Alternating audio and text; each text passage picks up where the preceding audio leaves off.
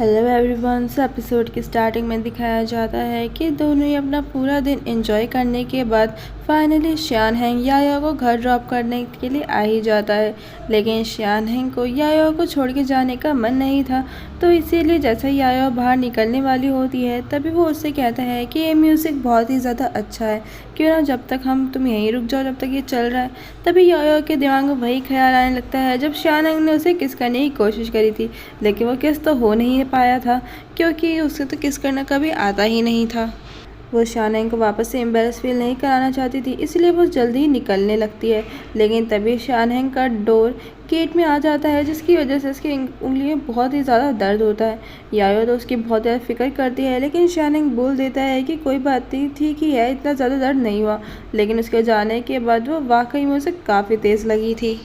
घर जाने के बाद भी शान हैंग यायो को ही टेक्स्ट करके जानना चाहता था कि वो सो गई है या फिर नहीं, लेकिन यायो को मॉर्निंग में काफ़ी काम था, इसीलिए वो सो जाती है।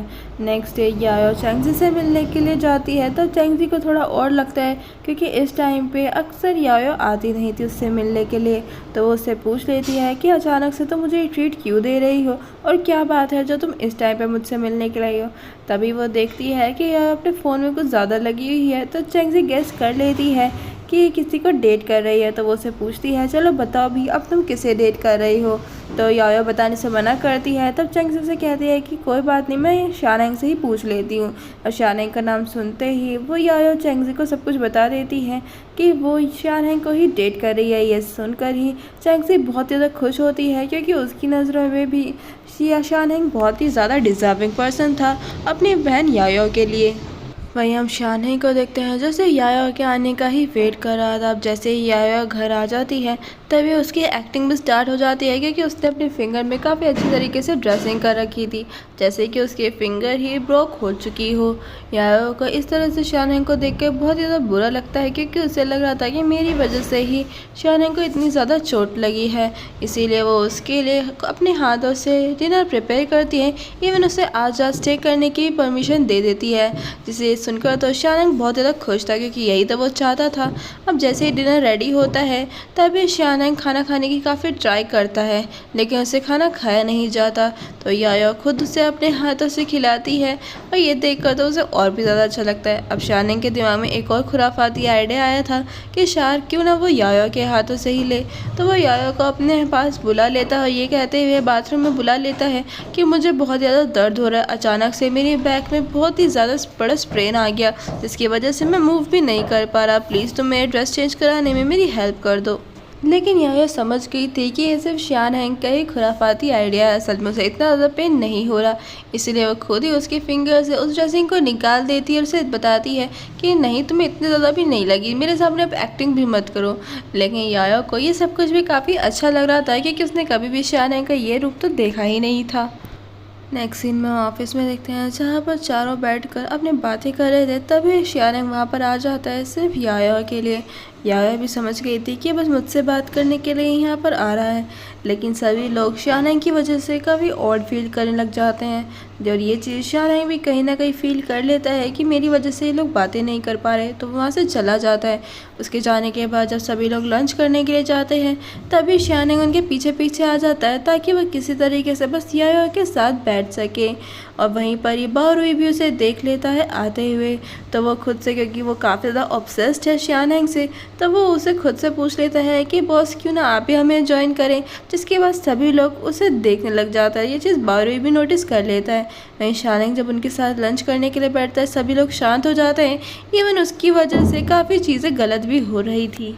यायो और शान हैंग दोनों एक साथ लिफ्ट में जाना चाहते थे, इसलिए दोनों एक दूसरे का हाथ भी पकड़ लेते हैं, क्योंकि शान हैंग ने यायो को मिलने के लिए बुलाया था पर उसने मैसेज नहीं देखा था, इस वजह से वो उसे पता भी नहीं चल पाया।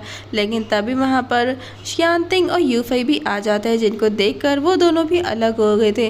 वहीं शान हैंग ये भी समझ गया था कि यानतिंग और बारुई दोनों एक दूसरे को डेट करें, पर यानतिंग और बारुई बाद में साथ में बोलते हैं कि हम दोनों कलीग्स हैं ना, मैं तो तुम्हारा पर्स पकड़ ही सकता हूँ। हाँ, कलीग्स एक दूसरे की हेल्प करते हैं, जिससे यानतिंग को भी बाद में लॉजिक लगता है और उससे ऐसा लगा था कि शायद शान हैंग को कुछ भी नहीं पता चला। वही घर पहुंचकर शानहेंग याया के लिए डोरन फ्राई कर रहा था, क्योंकि उसने ये भी पढ़ा था कि उसे डोरन काफ़ी ज़्यादा पसंद है। वहीं याया शानहेंग के लिए एक गिफ्ट के तौर पर टाई लेकर आई थी, क्योंकि वो जानती थी कि शानहेंग को टाई पहनना बहुत ही ज़्यादा पसंद है। नेक्स्ट सीन में हम वूजुन को देखते हैं, जो चैंगजी से मिलने के लिए उसकी लॉ फर्म के बाहर खड़ा हुआ था, और ये चीज़ चैंगजी ने भी देख ली थी। चैंगजी उसके सामने आती है और वूजुन इस तरीके से एक्ट करता है कि वाह क्या कॉन्फिडेंस है, मैं तो बस यहाँ से गुजर रहा था। लेकिन चैंगजी भी समझ गई थी कि मेरे लिए ही इतनी देर तक वेट कर रहा था। दरअसल चैंगजी जानती थी कि वूजुन उसके लिए कितना ज़्यादा फिक्रमंद रहता है, इसीलिए वो उससे कहती है कि क्यों ना मैं तुम्हारे मोबाइल में एक ऐप इंस्टॉल कर दूँ, जिसकी वजह से तुम्हें मेरी लोकेशन में कहाँ पर होंगी ये सब तुम्हें पता चलता रहेगा, तो तुम्हें मेरी इतनी फिक्र नहीं होगी। और ये वूजुन भी इस चीज़ से बहुत ही ज़्यादा खुश हो गया था, क्योंकि वूजुन दिल से चैंगजी की बहुत ही ज़्यादा फिक्र करता था। वही ऑफिस में याया और शानहेंग दोनों का ही रोमांस चालू था।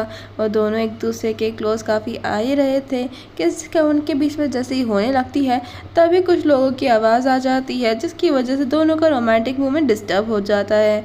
वही उन दोनों से बातें कर देता है। शानहेंग ये सुन लेता है कि याया पहले शानहेंग के बारे में काफ़ी कुछ बोला करती थी, और जैसे ये बात शानहेंग सुनता है तो वो उसके सामने आता है और उससे कहता है कि अच्छा बताओ तुम मेरे बारे में क्या बोलती थी, जिस पर याया कहती है कि वो पहले की बातें थी, प्लीज़ उन बातों को माइंड मत करना। लेकिन शानहेंग कहाँ इतनी सी बात पर उसे नाराज़ होने वाला था। बाद में वूजुन शानहेंग को मैसेज करता है कि देखो चैंगजी ने मुझे अपना लोकेशन वो हर वक्त सेंड करती है, इससे ये पता चलता है कि वो मुझ पर कितना ज़्यादा ट्रस्ट करती है। वहीं याया भी समझ गई थी कि शानहेंग इस वक्त तो वूजुन से ही बात कर सकता है, क्योंकि वूजुन के अलावा उसका कोई और दोस्त था ही नहीं। तो शानहेंग भी सोचता है कि वाह ये इतना ऑब्वियस भी है क्या, और फिर वो उसके साथ एक सेल्फी लेता है ताकि वो उसे मोबाइल पे अपने वॉलपेपर पे लगा सके। पर याया ये नहीं चाहती थी, पर शानहेंग उसे टीज करने के लिए बोल देता है कि नहीं मैं तो इसी को ही लगाऊंगा। बाद में वूजुन चैंगजी से मिलने के लिए जाता है, तभी उसके रास्ते में दांगमेंग आ जाता है। दांगमेंग तो अपनी हरकतों पे ज़रा भी पछतावा नहीं था। इवन वो अब भी वूजुन से बोलता है कि मैं जानता हूँ कि तुम बस उसका इस्तेमाल कर रहे हो, और वो वूजुन को ही शेमलेस बोल के वहाँ से चला जाता है। मतलब उसे अपने उसने क्या किया वो उसका तो कोई से रियलाइजेशन है ही नहीं। नेक्स्ट सीन में शानहेंग याया को अपने पास बुलाता है ताकि वो उसे केस दे सके, जिसमें 2 केस थे उसके पास, एक प्रॉफिट वाला और एक ऐसा केस जिसमें प्रॉफिट होने के चांसेस नहीं है, क्योंकि वो क्लाइंट उन्हें पे नहीं कर सकती, वो काफ़ी पुअर है। जिस पर याया वही केस लेती है, और शानहेंग भी ये बात जानता था कि वही केस लेगी। बाद में बारू याया के पास जाता है, वो उससे पूछता है कि तुम्हारे और बॉस के बीच में क्या चल रहा है। शान याया को तो 1 मिनट के लिए ऐसा लगा था जैसे बारू को सब कुछ पता चल गया, लेकिन बारू से कहता है कि बॉस ने तुम्हें ऐसा केस इसलिए दिया है क्योंकि वो तुमसे गुस्सा है, ज़रूर नाराज़ है। मैं तुम्हें सिखाता हूँ कि हमारे बॉस को हमें खुश कैसे रखना चाहिए। तो याया भी उसकी बातों को ध्यान से सुन रही थी। तभी शानहेंग वहाँ पर आता है और बारू इसके सामने अच्छी अच्छी बातें करने लग जाता है कि मुझे आप बहुत ज़्यादा पसंद हो, मैं आपको काफ़ी ज़्यादा एडमायर करता हूँ, और ये जॉब मेरे लिए बहुत ज़्यादा ज़रूरी है। मेरा मन करता है कि मैं यहाँ पर ओवर टाइम करके आपकी और भी ज़्यादा सेवा कर सकूँ। बारू को तो ऐसा लगा था जैसे शानहेंग उससे इम्प्रेस हो गया, लेकिन वाकई में शानहेंग उसे ओवर टाइम करने के लिए बोलकर चला जाता है, जिसकी वजह से एक बार फिर से बारू बेचारे का पोपट बन जाता है और सभी लोग उस पर हंसने लगते हैं। याया जब अपने क्लाइंट से मिलने के लिए जा रही थी, तब शानहेंग उसे कहता है कि तुम्हें अपने क्लाइंट से ज़्यादा पर्सनल नहीं होना है, जो भी तुम्हारे सवाल है बस उतना ही करना, क्योंकि शानहेंग को भी याया की फ़िक्र हो रही थी। वही याया अपने क्लाइंट को स्टडी कर ही रही होती है, तभी वो लेडी वहाँ पर पहुँच जाती है, जो कि बिल्कुल भी एक नॉर्मल ही फैमिली से बिलोंग करती थी, मतलब थोड़ी पुअर ही थी। और याया ने भी इस बात को ऑब्जर्व कर लिया था कि वो काफ़ी एम्बेरस फील कर रही है ऐसी जगह पर होने की वजह से। तब याया उससे बोलती है कि आप ऐसा फील मत करो, मैं जानती हूँ कि आप अपनी बेबी को ब्रेस्ट फीड करवा कर आए हैं, तो आपको इसके लिए एम्बेरस फील होने की ज़रूरत नहीं है। वो फिर उससे कहती है तो आप अपने एक्स हस्बैंड पे केस करना चाहते हैं, लेकिन वो क्लाइंट उसे बताती है कि नहीं, मैं अपने एक्स हस्बैंड पे नहीं बल्कि मेरे बच्चे का जो बायोलॉजिकल फादर है मैं उस पर केस करना चाहती हूँ। यानी कि ये केस याया के लिए बहुत ज़्यादा कॉम्प्लिकेटेड होने वाला था। वही शानहेंग इंतज़ार कर रहा था कि याया के साथ जाकर लंच करने के लिए, तो वो उसे टेक्स्ट करता है, लेकिन याया मना कर देती है क्योंकि वो अभी भी अपनी क्लाइंट के साथ ही बिजी थी, जिसकी वजह से शानहेंग सोचने लग जाता है कुछ। और इसी के साथ हमारे इस एपिसोड का एक्सप्लेनेशन यहीं पर ही ख़त्म होता है। गाइस जाने से पहले कमेंट करके ज़रूर बताइएगा कि आपको इस ड्रामा का एक्सप्लेनेशन कैसा लगा। Thanks for watching.